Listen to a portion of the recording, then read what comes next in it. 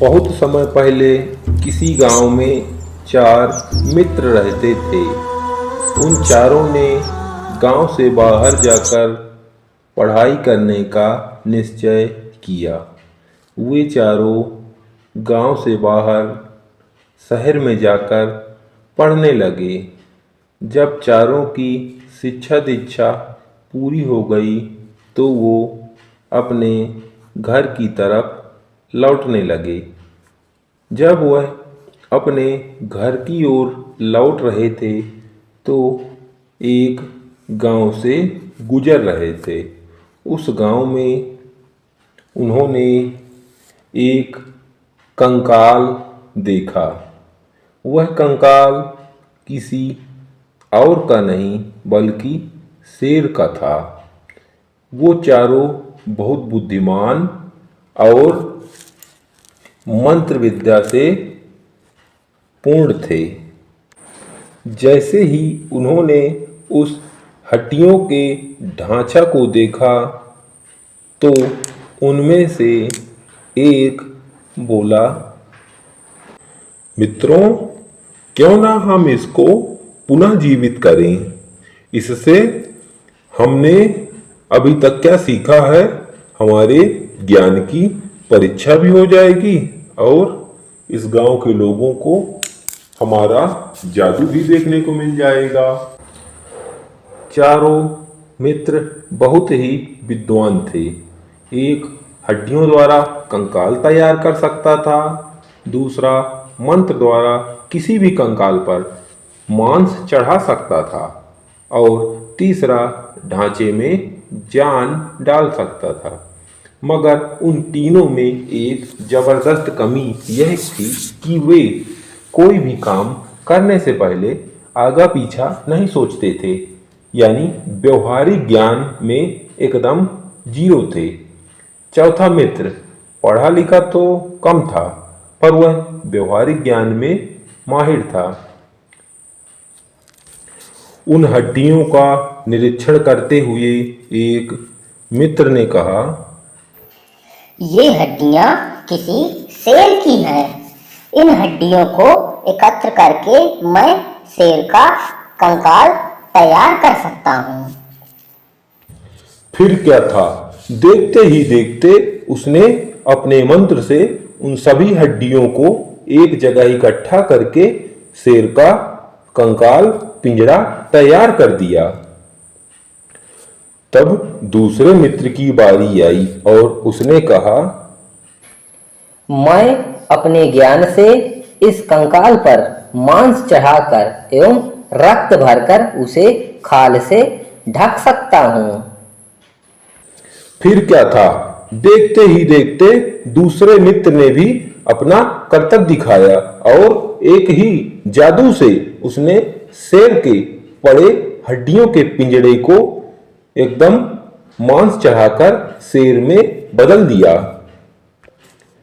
अब तीसरे मित्र की जब बारी आई तो तीसरे मित्र ने कहा, दोस्तों, तुम दोनों ने अपना काम कर दिया, लेकिन जब तक मैं अपना जादू नहीं करूंगा ये अभी भी मृत ही रहेगा। मैं अपने ज्ञान से इस निर्जीव प्राणी को जीवित कर सकता हूँ और मैं कर रहा हूँ। आप लोग देखिए मेरा जादू का कमाल। उन तीनों की बेवकूफी देखकर चौथे मित्र ने कहा, अरे तुम तीनों का दिमाग खराब हो गया है क्या? ये शेर है, कोई बकरी का बच्चा नहीं है। तुम लोग जैसे ही इसको जीवन दोगे ये हम सबको मार देगा, इसलिए इसको ठीक करना सही नहीं है, इसको जीवित करना सही नहीं है। इसको जितना कर दिया उतना रहने दीजिए, अब छोड़ो, अब हमें यहां से चलना चाहिए। चौथे मित्र की बात सुनकर पहले ने कहा, हंसते हुए बोला, अरे यह तो मूर्ख है, इस बेवकूफ को हमारे ज्ञान से ईर्ष्या हो रही है, इसीलिए तो ये क्या जाने, वैसे भी ये कक्षा में पढ़ने में काफी पीछे था। ये क्या जाने कि हमारा दिमाग और हमारा ज्ञान विज्ञान कहाँ तक पहुंच सकता है। तभी चौथे मित्र ने फिर से उन्हें समझाने का प्रयास किया और बोला, मैं तो तुम तीनों को सही मार्ग पर लाना चाहता था, लेकिन अगर तुम लोगों को मरने की इतनी ही जल्दी है तो ठीक है, मरो। लेकिन भैया थोड़ा सा रुक जाओ, मुझको पेड़ पर चढ़ जाने दो। जब मैं पेड़ पर चढ़ जाऊं उसके बाद तुम इस जीव को जीवित कर देना। अपने मित्र को पेड़ पर चढ़ते देख चारों दोस्त ठहाका मार के हंसने लगे।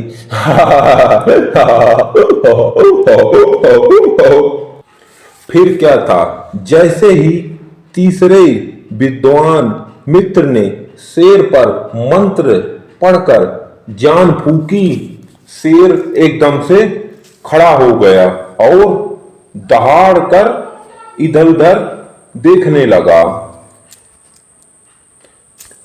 अपने चारों ओर इंसान को देखकर शेर खुशी हो गया और उसने उन तीनों पर हमला कर दिया। उसने तीनों को वहीं पर मार गिराया और चला गया। चौथा मित्र यह सब नजारा ऊपर से पेड़ से बैठे देख रहा था। ऐसी ही मजेदार कार्टून वीडियो को देखने और सुनने के लिए हमारे मैजिक कार्टून चैनल को लाइक करें, सब्सक्राइब करें और अपने दोस्तों में शेयर करें। बहुत समय पहले की बात है।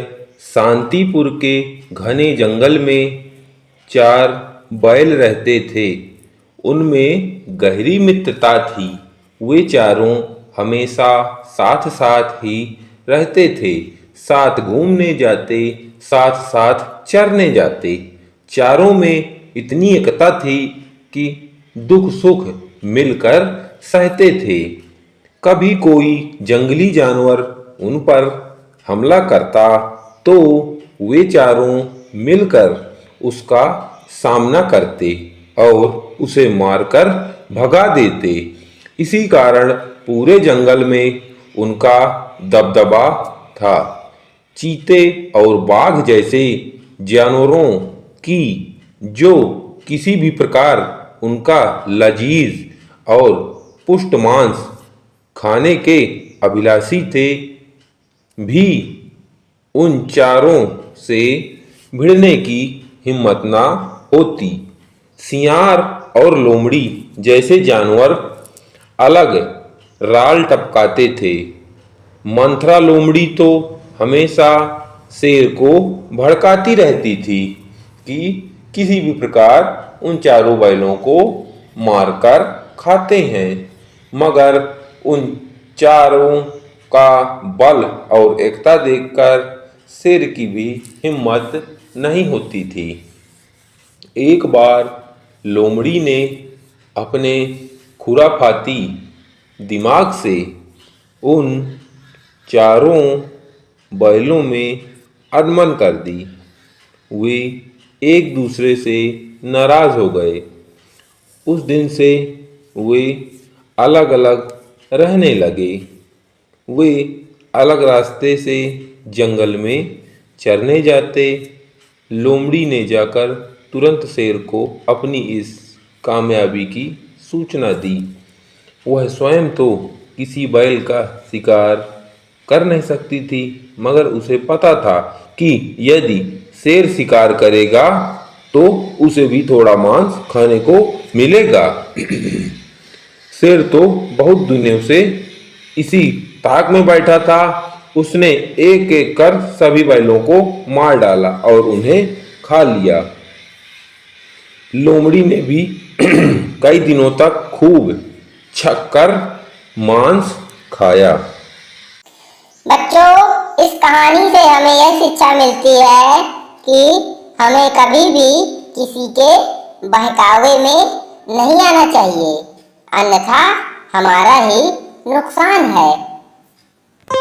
ऐसी ही मजेदार कार्टून वीडियो को देखने और सुनने के लिए हमारे मैजिक कार्टून चैनल को लाइक करें, सब्सक्राइब करें और अपने दोस्तों में शेयर करें।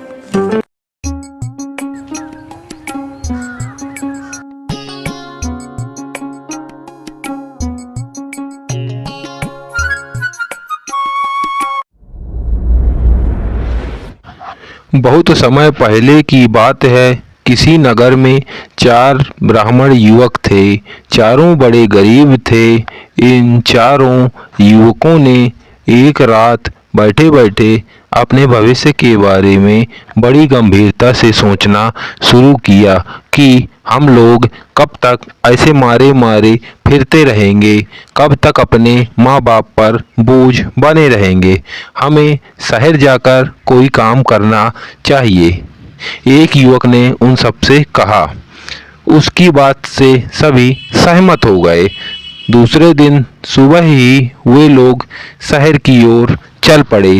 रास्ता लंबा था, इसलिए शहर पहुंचने से पूर्व ही उन्हें रात हो गई और वे एक साधु की कुटिया में ठहर गए। वह साधु बहुत बूढ़ा था। ना जाने कितने वर्षों से वहाँ बैठा तपस्या कर रहा था। उसने अपने तपोबल से उनके भविष्य में सब कुछ जान लिया। उसे उन पर तरस आ गया और वह बोला, बिना परिश्रम के संसार में कुछ नहीं मिलता। मैं तुम्हारे विषय में सब कुछ जान चुका हूँ। चारों युवकों ने हाथ जोड़कर कहा, हे प्रभु, हम पर दया करो महाराज, हम पर दया करो साधु महाराज, और बताइए हम क्या करें। हम वास्तव में चारों बहुत परेशान हैं। आप तो त्रिकालदर्शी हैं। आपने तो सच में पहचान लिया। कृपया करके हमें कोई रास्ता बताइए। देखो, यह 4 मोमबत्तियाँ मैं तुम्हें दे रहा हूँ। इन चारों मोमबत्तियों को लेकर तुम चारों हिमालय पर्वत पर चढ़ना शुरू करो। जिस युवक की मोमबत्ती जिस स्थान पर अपने आप गिर जाए, उसी स्थान को खोदना शुरू कर दो। वहां पर तुम्हें एक खजाना मिलेगा। उस खजाने को लेकर तुम मेरे पास वापस आ जाओ। बस इससे आगे मैं तुम्हें बाद में बताऊंगा। साधु की बात मानकर वे चारों युवक अपनी अपनी मोमबत्तियां लेकर हिमालय पर्वत पर चढ़ने लगे। वे चारों बहुत खुश थे, क्योंकि उन्हों साधु की कृपा से बहुत बड़ा खजाना मिलने वाला था। जैसे ही वे पर्वत की ऊंची चोटी पर पहुंचे तो उनमें से एक के हाथ से मोमबत्ती गिर गई। लो भाई, हो गया कल्याण, अपना काम शुरू करो। उन चारों ने मिलकर उस पर्वत की खुदाई शुरू कर दी। जैसे ही उन्होंने उस पर्वत को खोदा, वहां तांबे का खजाना निकला, जिसे देखकर सबने आश्चर्य से कहा, अरे यार, यह तो तांबा है। इस तांबे को ले जाकर हम क्या करेंगे। वे सब फिर खोदने लगे और इस बार उन सबको चांदी मिल गई। वाह वाह वाह वाह, अब तो चांदी भी मिल गई। चलो अब और खोदो, शायद अब सोना भी मिल जाएगा, फिर हीरे मिलेंगे, सब कुछ मिलेगा। साधु ने आशीर्वाद दिया है।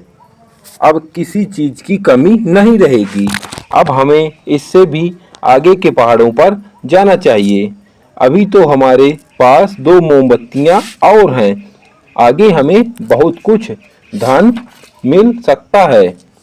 एक युवक बोला, देखो दोस्तों, अधिक लालच ठीक नहीं। जो मिलता है वही लेकर साधु के पास चलो। परंतु उस युवक का समर्थन किसी ने नहीं किया। वे सब अधिक धन के लालच में आगे बढ़ गए। वो लोभ में फंस चुके थे। जैसे ही वह एक ऊंचे पर्वत पर पहुंचे तो तीसरे के हाथ से मोमबत्ती गिर पड़ी। उस स्थान को खोदते खोदते खोदते खोदते खोदते खोदते वे नीचे तक पहुंचे तो वहां से उन्हें सोने का खजाना मिला।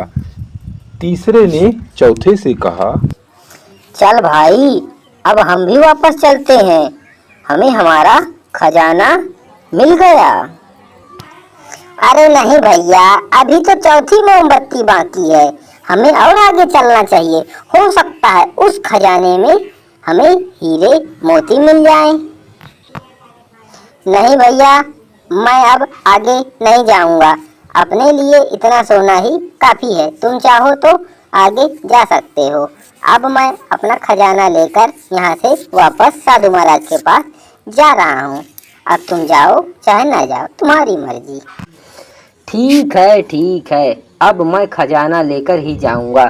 चौथा युवक, जो बहुत लालची था, आगे बढ़ने लगा। अपने तीनों साथियों को छोड़कर वह अकेला मोमबत्ती लिए पहाड़ पर चढ़ रहा था। आगे चलकर उसने देखा कि एक आदमी पहाड़ी पर खड़ा था। उसके माथे पर हीरा चमक रहा था। अरे वाह, मिल गया, हीरों का खजाना मिल गया। जैसे ही वह युवक आगे बढ़ा तो उस आदमी के माथे पर लगा हीरा चक्र का रूप धारण करके घूमता हुआ उसके माथे पर आकर लगा। डर के मारे उसका सारा शरीर कांपने लगा। अरे ये क्या, आपने मुझे इस तरह से क्यों मारा? इन हीरो को पाने के लिए तो मैं आया हूँ। इस पर उस देवदूत ने बोला, अरे मूर्ख, लालची इंसान, तूने साधु का कहना नहीं माना, फिर अपने मित्रों का भी कहना नहीं माना। एक दिन मैंने यही भूल की थी और लालच में अंधा होकर इस खजाने को पाने के लिए चला आया था। इस जादू के चक्कर को मैंने भी हीरा समझा था। इसने मुझे इस प्रकार जकड़ लिया कि मैं आज तक मुक्त नहीं हो सका, लेकिन आज मैं मुक्त होकर जा रहा हूँ, क्योंकि मेरे स्थान पर अब तुम इसके बंदी बनोगे। लेकिन भैया, जाते जाते आप मुझे इतना तो बता दो कि मुझको कब तक यहाँ बंदी बनकर रहना होगा।